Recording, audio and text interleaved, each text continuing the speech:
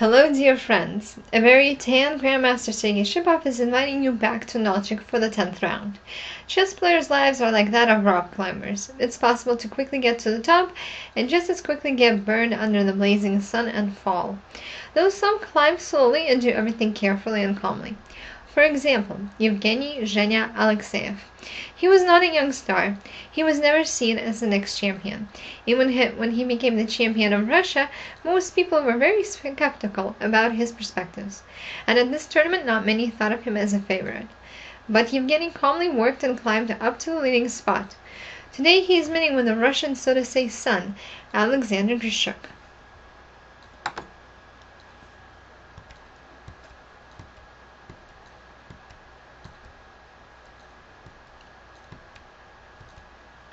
After dancing around in the opening, the opponents came to the well-known position from the Rubinstein's variation of the Nemtsovich defense.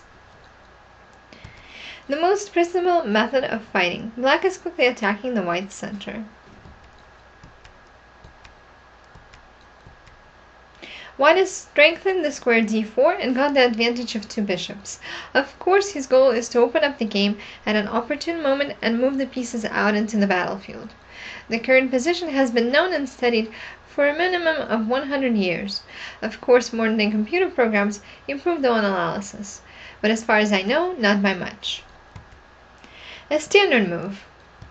A beneficial prophylactic move.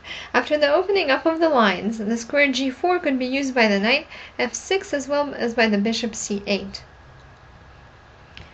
It's time. How easy it is to understand that nothing new has happened yet. The thought process of the opponents lets us think that they were preparing for these positions earlier today. So this given position came up as a result of their mutual fighting spirit and lack of desire to end up in an unknown situation. So now the grandmasters at the board are remembering the old knowledge or reinventing gunpowder. White is planning to push e4. Elegant, very elegantly played. Judging by everything, the black knight is planning to go on to f4, which will be open in the case of e4. Got in position and waiting for the signal to attack. The knight f4 doesn't bother Sasha, since the square f1 is ready for the bishop d3. It's important to finish development. Black isn't hurrying to give a present to the bishop b2 with the trade on d4. The time is as follows. Alexander Grischuk has 41 minutes remaining. Zhenya Alekseev has 55 minutes. You can't put the queen on e2 due to knight f4. The queen left from the dangerous line. Out of the later possibilities for white, I'll turn your attention to the push a3, a4, a5. Looks like he's better off. Justified calmness. The white queen is neutralizing of the black one's activity and is opening up the path to f1 for the bishop. Here, a4 is bad due to c takes d4, c takes d4, queen c2, rook ab1, queen takes a4. So, queen c4. Okay, now it's a little worrisome right here. Here, a4 actually looked perspective enough. But instead, queen e2. I hope that this is just a repetition of moves to win some time. Alekseev has nothing against the peaceful agreement, and that's understandable. His position in the tournament is very good, but Grischuk needs points like never before. Good job, Sasha. He now has 15 minutes. Alekseev has 37 minutes remaining. Looks like we'll be seeing interesting events in St. Knot. Not only a window, but also an attempt to fixate black's ownership of the square f4. The queen did her job and now she can leave. Besides, there's some pressure brewing on the king's side.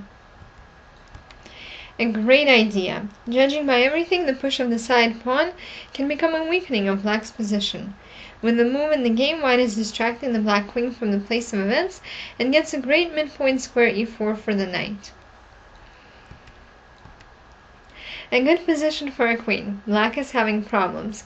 Grischuk has 11 minutes left. Alekseev has 26.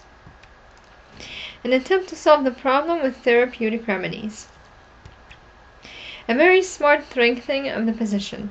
The threat of the knight g2 jump can be stronger than the actual move itself. A payoff. Accepted. White got an extra pawn, but for now his bishop is bored on b2, so it's too early to be happy. In the opponent's state knot, it's necessary to make threats, and Sasha didn't miss the mate and won. Jenna is racing to the endgame, which guarantees black good counterplay. We can clearly see Grischuk's evasive nature. Here it's possible that Alekseev should have tried to play to take over, and instead of queen e7, playing queen a2. But queen e7.